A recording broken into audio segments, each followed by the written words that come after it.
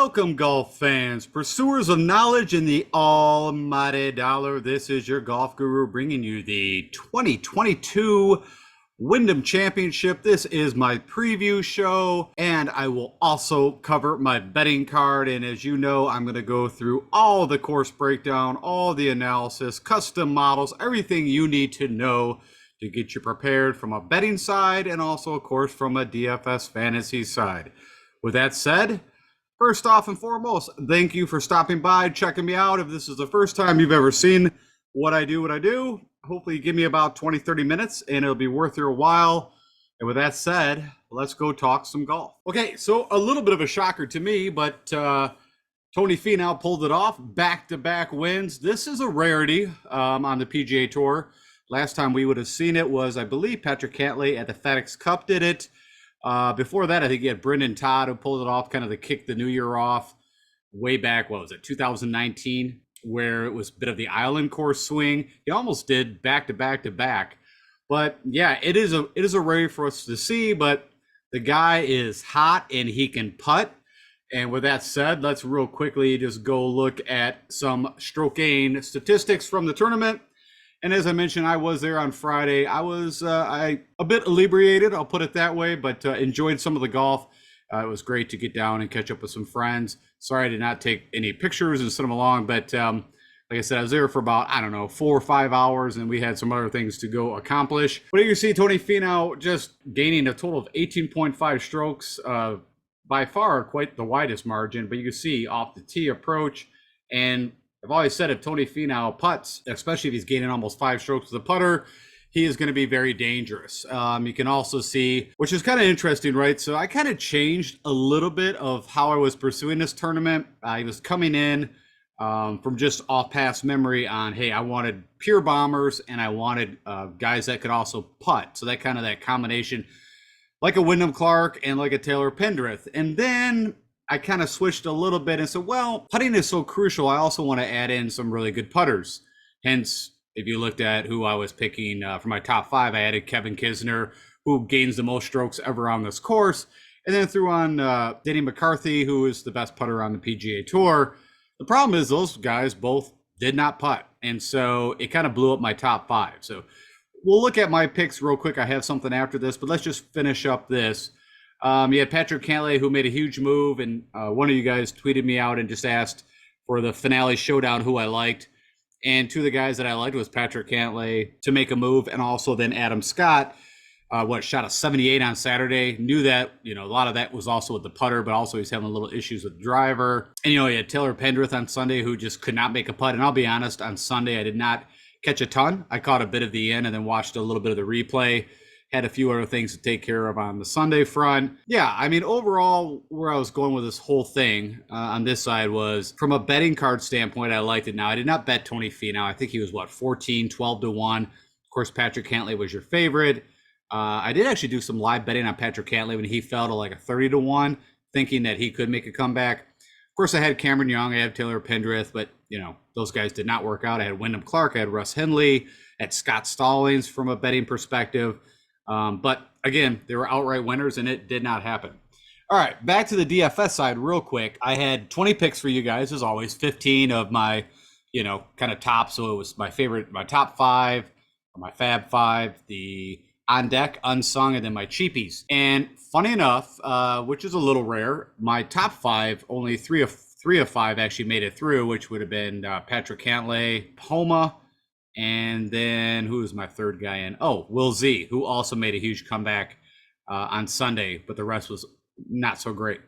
But then, like I said, I had Kisner and Dean McCarthy, which that kind of threw my top 5. And then funny enough, my cheapies, all of them made it through. My Austin Cook, you can see here, ended up 7 under. So, for the price tag of, 6,500, that was pretty solid.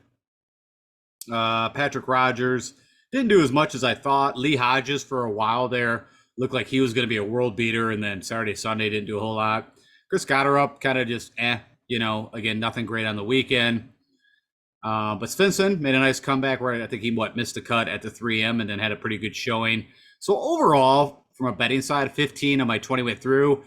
I give it a B minus. Again, it's not in the A category because I don't like when I miss on my top 5 that bad. 3 out of 5, that's crucial, which, hopefully you guys kind of steered clear of the Kevin Kisner, Denny McCarthy thought process and just kind of stuck with, as you see, if you go through the top standings, the Bombers really did come to light. So I don't care what anybody else says. For me at this course, because you don't get penalized so heavily, if you get off target, you can, go on other fairways.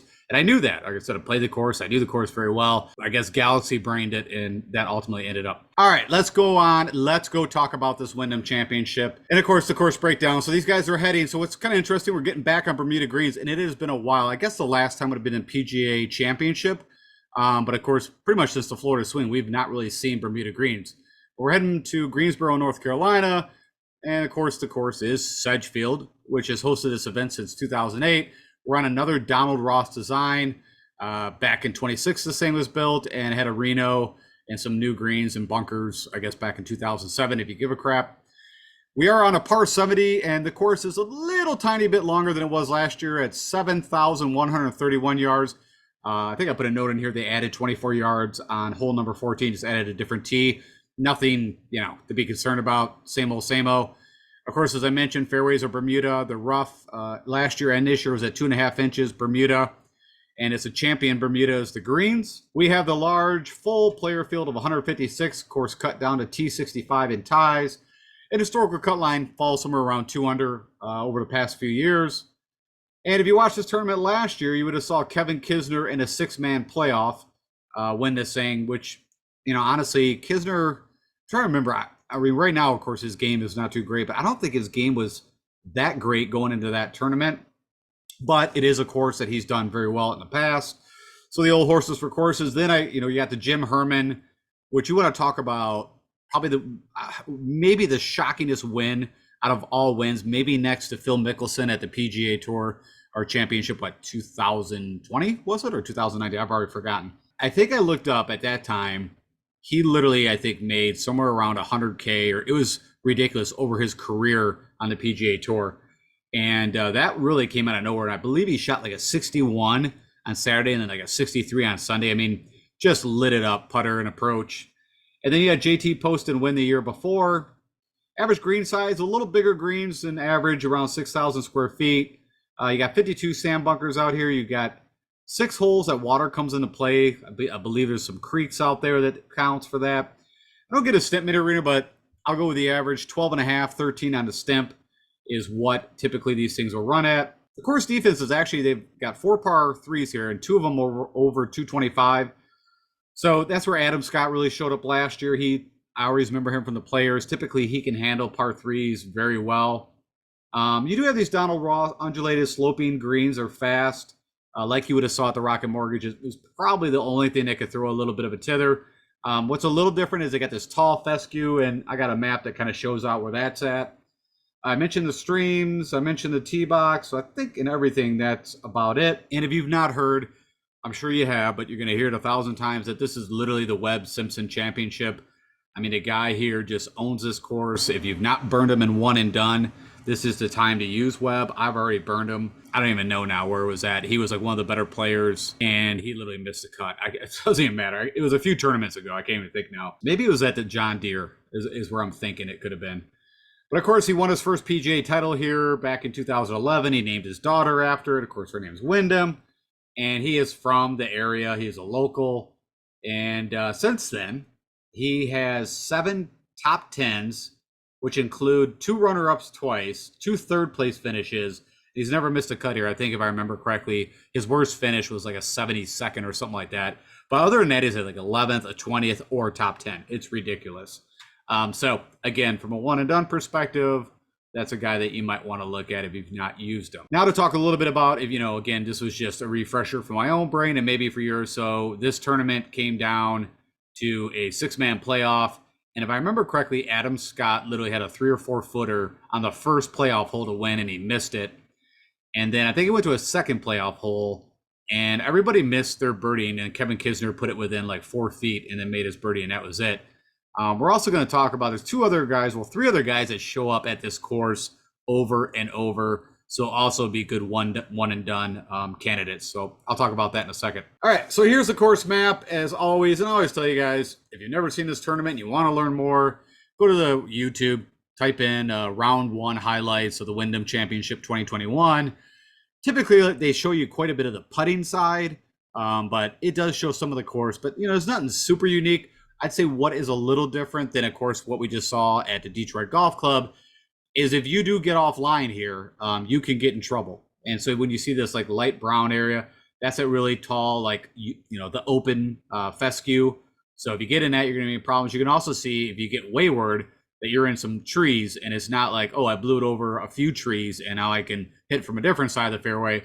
No, you're in trouble. As you see, this is not a back and forth, back and forth, back and forth. Now you can see at 10 and 18, I guess you could blow it over, but that's, I think, about it. Other than that, you got to drive the ball straight. So fairways is a must. Now, with that said, we'll talk about when I get into the stroke gain areas that I'm looking at, because there's a couple different ways we could do that. All right, so if we look at the scorecard real quick, it is, the way I see it, almost a tale of two different nines. It's a little bit the same thing we saw at the Detroit Golf Club. The front nine, very gettable, very easy. That's where the guys had to do a lot of scoring. And then when they got to like 10, 11, 12, 13, I think if I remember off the top of my head, that was the holes that typically cause some issues. Number 11, the par 3, was the number 1. Not too different from here. It's a real gentle handshake. You could literally, if you're going to get that consecutive birdie bonus for a showdown perspective, or even in the classic 4-day event, it's probably going to happen here in the first 4 or 5 holes. Like, again, what we saw at the Detroit Golf Club. Really just the number 6 handicap hole, and that's that long par 3 that I mentioned. There's a couple of these. But then when you get to the backside, you've got 4 out of the 5 toughest holes on the course. And then, you got kind of a reprieve here on this par 5 where a lot of the guys have made eagles here. And then 16. And then, like I said, they make number 7 usually on Sunday. The pin placement is very gettable. And then they ended up with a very tough par 4, which for the members here, it plays as a par 5. But of course, for the PGA Tour, they make it a par 4, this 507, which makes it very difficult. I ran that against the official scorecard that has come out from the PGA Tour this morning, and everything is dead on. Nothing's changed. I mentioned, I think, number 14, they've added a little bit, and that's it. But it even actually matches up to last year. All right, so we can go look at some past winner information. And also, like I said, you'll note, or I'll note, to make sure to call out the guys that show up, and you'll see them over and over and over. But of course, I mentioned the playoff. You can see, funny enough, all these guys from a total stroke gain were almost dead equal. But most of it was done on approach and, of course, with putter, except for Adam Scott, who gained, maybe a stroke and did it all pretty much on approach. And then same with Na, which is funny because I remember Na draining some long putts, and that's typically his main weapon. But we don't have to worry about Kevin Na because he's on the Live Golf Tour. Okay, the next year I talked about Jim Herman, where you could see gained quite a bit with the putter, gained a bunch on approach. You can see around the green is not something you have to worry about. And off the tee, I want some guys that, like I said, you got to hit fairways. You don't have to be super long here, but you definitely have to be accurate. And again, you're going to know the names, so let me point them out. So I already mentioned Webb Simpson. Siwoo Kim, who of course was on my cover. You guys know I've always got that little video that he always states, hey, Golf Guru, you better be picking me. Hey, Golf Guru, it's Siwoo Kim here, and you better be picking me to win this weekend. I definitely will be picking him this week. And it'll probably burn me because that's Siwoo Kim. But typically, he's just done amazing here. Of course, Pete Dye also courses. Russell Henley shows up a bunch over and over at this course, which makes sense. Was and typically is a very good putter on Bermuda. Just deadly with the irons and typically keeps the ball in play. And who's the other one that typically shows up? So I mentioned Webb, Siwoo, Henley. Oh, Billy Horschel. So again, if you're thinking about one and done candidates, I'll just kind of doing this on the fly. You should probably have Billy Horschel still alive. Siwoo Kim's probably alive. Webb Simpson, I don't know if he, depending. And then Henley. I think those 4 would be my top one and done guys. With all that said, back to the 2 things that we're going to be really focused on is approach and putting. Not too far off at all from what's usual and what we just saw at the Detroit Golf Club. And then I think I highlighted these guys to remind myself to tell you guys, play these guys from a fantasy perspective, and also, of course, play them for one and done, pick one of them. All right, so how do you win this Wyndham Championship? What are the main things that these guys need to do? I had to put my buddy up here, Jim Herman. When you guys sit and ask, God, this guy bets a lot of long shots. He's one of the reasons, just one of the reasons why. I think when he won, he was at least 300 or 400 to 1. He's actually, I actually didn't look, but I think he's at probably 400, 300 to 1 to win again. And I wouldn't worry about that. I would not probably make that bet. Okay, so again, the number one thing that'll be weighted the heaviest will be approach. Putting for sure. Usually I'll go with good drives on a course like this. It's kind of I'd say more of a plotter's course than it is a bomber's course. But I'm kind of like, you know what? If we can get the distance and hit the fairways, let's just go off the tee. We're going to go with that. Ball striking does show up a little bit here because the number one prox to the pin is this 150 to 175, coming in almost 30% of the time. That's pretty unique for a course that many shots or that many approach shots is at that high of a number. A ton of these par fours between 400 and 450, so I'm going to throw that in there. I mentioned 4 par threes. The other 2 are at like 175. These 2 are 225 or over, and I want to put that in to see who does well, because that's probably one of the biggest defenses of this course. You've only got the 2 par fives, both very gettable between 500 and 550, and they need to make birdies here. So that's the models. Not as in depth. I wanted to keep it a little more focused on the areas that I wanted to see. So with that said, I did create that custom model for you, and you can see the weightings here below. Approaches at, very heavily as usual at 25%. Putting at 10, off the tee at 15. We got to make sure we have guys that are accurate. I might even throw fairways gain in later, but I think we're fine with this right now.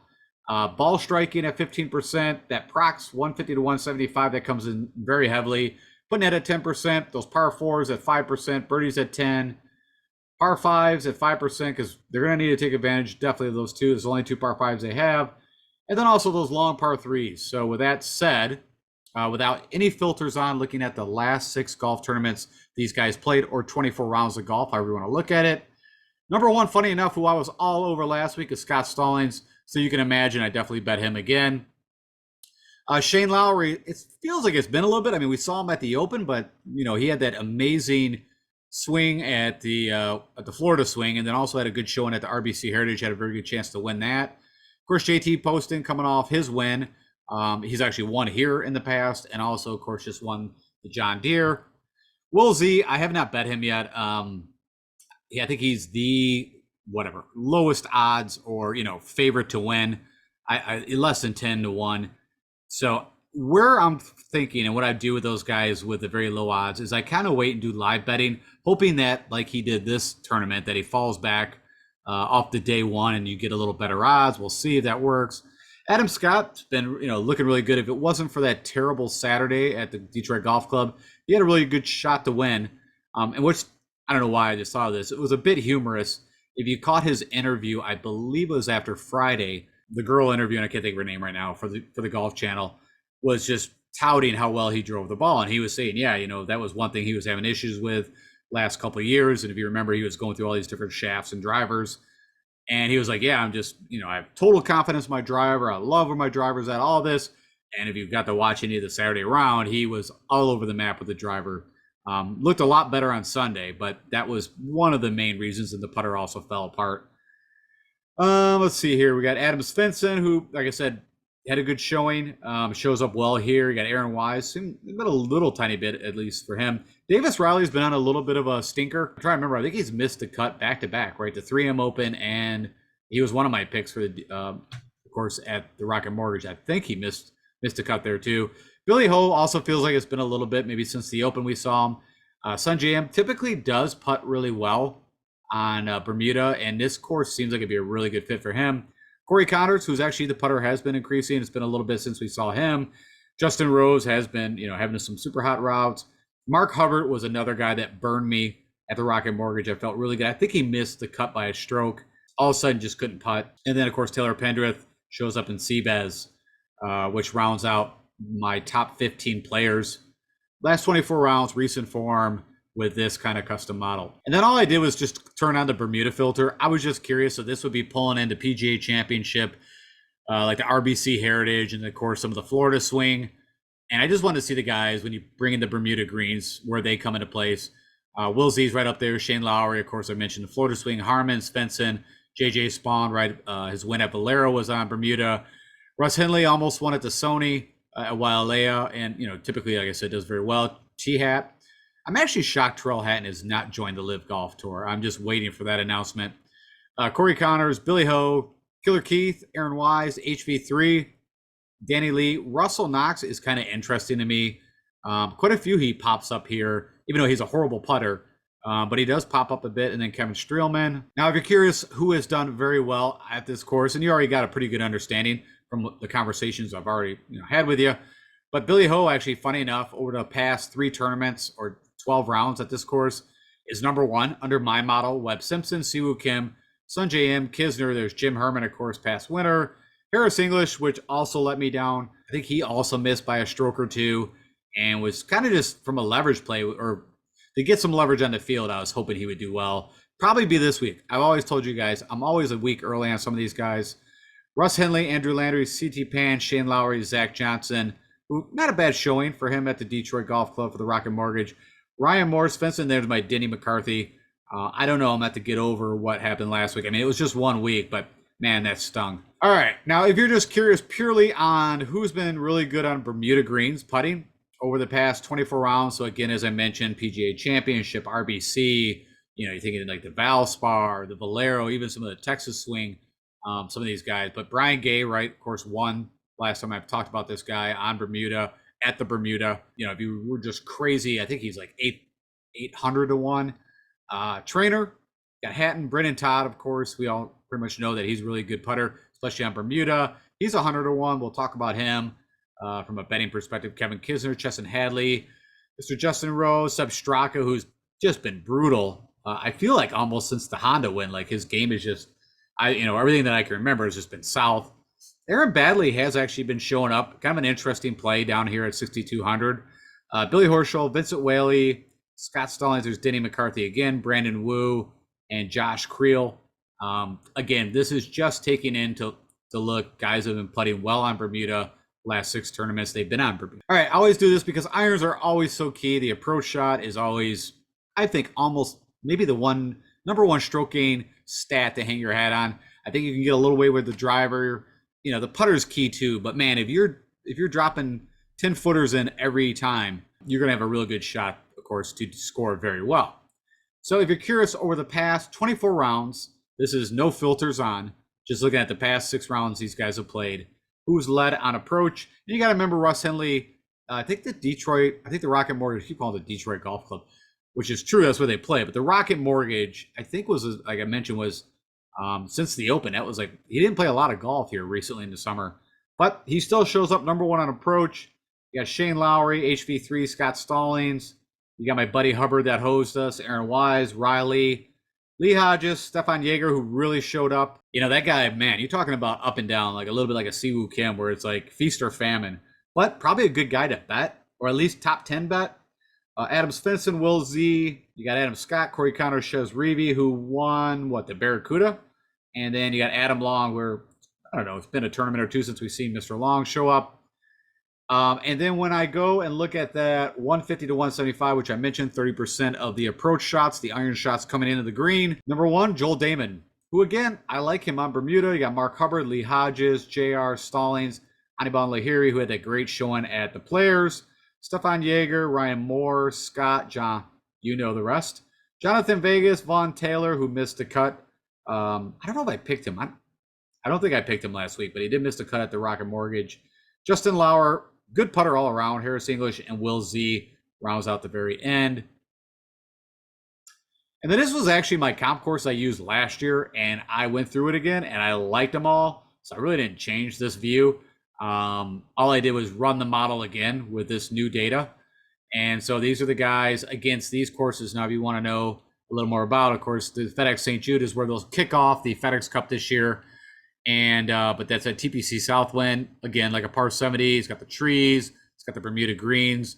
I think that's a really good comp course. The Players, again, from a par length, definitely way more water there, but also not a bad comp course. Of course, the Donald Ross angle. You got East Lake and the Detroit Golf Club. And then RBC, a lot of characteristics. Par, 71, very close in yardage. Bermuda greens. Same with the RSM at the Sea Island. And then you got the Sony Open at Wailea. So actually, like I said, I went over this again and went, yep, I really like those comparable courses. And when you run that against my model, who pops up? Russ Henley, Svensson Lowry, Taylor Pendrith, Hoffman, HV3, Knox. So there's that Knox that popped up that got me very interested. Again, just he needs to putt. And he had a chance. I think the Players, he showed up. I think it was up there on Saturday, if I remember right. Jason Day, Will Z, T-Hat, Kevin Streelman, Corey Connors, Hayden Buckley, Scott. And then Danny Lee, he withdrew from the Rocket Mortgage. He's in the field right now. but we'll have to keep an eye on it. And I have no idea why he withdrew. So I always kind of give you guys a heads up. I like that list. I'm not like entirely in love with it, but I think it's a pretty good list. I would scratch a few guys like Jason Day and Taylor Pendrith. I'm not saying scratching, I'm just saying we didn't get a lot of data on him. All right, so whenever we come to this time of the season, right, it's our last regular season event. And I kind of learned this after watching this year after year. Amazing enough, guys that are on the bubble tend to play pretty damn good to get themselves in. Now, of course, there's going to be a little shifting of guys falling out, some guys falling in. Of course, and I pulled this morning. Pat Perez, funny enough, is still on this list. Of course, he's gone. So somebody will move up. That's the only guy I think that I recognized on this list that has went over to the Live Tour and will not be a part, of course, of the FedEx Cup playoffs. But funny enough, the guy sitting right in the bubble is Webb Simpson. And then you got Stuart Sink on the other side. So typically you would kind of want to focus maybe on, like this 5 and this 5. So Brim, Duncan, Schwab, Kazire, Sink, and then you flip it around. You got Nick Taylor, Kevin Tway, Lucas Glover, Pat Perez. It's like typically, I like Cheston Hadley at this course. So keep an eye on him. Matty Wallace actually had a pretty good showing. And another good Sunday. I like to keep an eye on him for the showdown finale. For some reason on Sundays, that guy's been producing. But anyways, I just bring this up, if you're kind of where I'm going with this, if you're on the fence when you're doing your, lineups and you want just one more kind of, reference point of, who should I pick? I kind of like these guys, except for Pat Perez, that are on the outside looking in. They, for whatever reason, tend to turn it on and, a shocker could come out here like a Nick Taylor or Kevin Tway, something like that. Okay. With that all said, let's talk about my betting card. I've kept it a little bit slimmer. I guess it's all relative, right? But I actually added one more bet, funny enough, that's not on this, and it's Roger Sloan, who is 400-1, so a crazy long shot, but he made the playoffs here last year. And funny enough, if you put him against Donald Ross courses, which I did not do because there's only 4, and only 3 of them they actually play with East Lake. Only 40 guys or whatever make it to that. So to 40, 50, whatever it is, in the FedEx final for the FedEx Cup Tour Championship. So I didn't do the Donald Ross, how these guys do against, but I did notice when I was kind of going through it that he actually showed up, I think, 17th in my model. And, of course, showing up here last year. So for 400-1, I took a stab at him. Richard Wawrinski, right, a FOMO bet. It was kind of funny. I did not bet him at the Rocket Mortgage. And if you were watching, I don't know if it was day 1 or day 2. He had a really good day, and I'm like, that would make total sense. But of course, that did not happen. Kevin Kisner, even though he's not played that good of golf this year, except for, of course, winning or second place at the match play. But the last time he won, of course, was on this track. And I feel like he wasn't coming in with that great of form when he came in this last year. I'd have to look at it. I don't know off the top of my head. I bet Michael Thompson, right? He's been showing up, having some good, good tournaments now. This is a course that makes sense if he gets that hot putter. I believe he was like 180-1 on DraftKings. Kevin Kisner, I think it was like, I don't even know, 45-50. It wasn't great. Brendan Todd, 100-1. I bet him. Charlie Hoffman, if you watched any of the stroke game data, he actually did amazing tee to green. His putter is what let him down, which Charlie Hoffman can be a good putter on Bermuda. We've seen what he does in Texas typically. Now, he's been brutal this year, and I've stayed away. But I have bet him. He was 200-1. And I'm like, maybe he's found a little bit of form. And if the putter goes with that ball striking he just showed at the Rocket Mortgage, he could do something here. Cheston Hadley, you got Hank Laboda, who I've been just waiting on. I think both these guys are somewhere like 150-180. Sebastian Munoz, I tell you guys this, sometimes I just have a premonition, Spidey tingle sense of a guy that I think is going to win this tournament. And for whatever reason, Sebastian Munoz has been stuck in my brain. And it's not like he's got the greatest course history here. I don't know. It's just he's a great ball striker. And as we know, he can get super crazy hot with a putter. Typically falls a little bit apart on, has a great Thursday and then kind of falls back to the field as the weekend goes. So we'll see. Russ Henley, again, been waiting for that win a couple of years now. This could be another good spot for him to do it. Actually missed, I think it was, he went into Sunday morning with a 3 or 4 shot lead last year and missed by, I think, a putt to get in that playoff, but was leading Sunday all the way up to 12th, 13th hole, whatever it was. Svensson, just been playing really good golf. He's putting well. So again, I'm trying to remember what he was at, like 50 or 60. Like I said, I don't remember the odds, and Fantasy National did not have him up yet.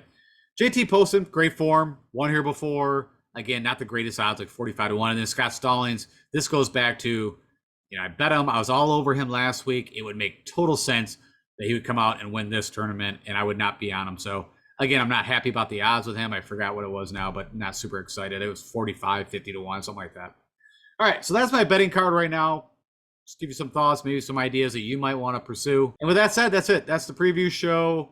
Pretty quick, but, I think a lot of us seen this. We're all kind of getting to that point where probably ready for the FedEx to start and get this season kind of wrapped up. I think even my brain is starting to leak over a little bit into golf, doing some best ball fantasy drafts already, and getting excited about football. But again, still very excited about golf is what I do. But, just probably like everybody, it's been a long season. And then you got to remember we had the super season the year before, and it feels like it's just been nonstop. I guarantee you I will probably be taking a break after the FedEx Cup.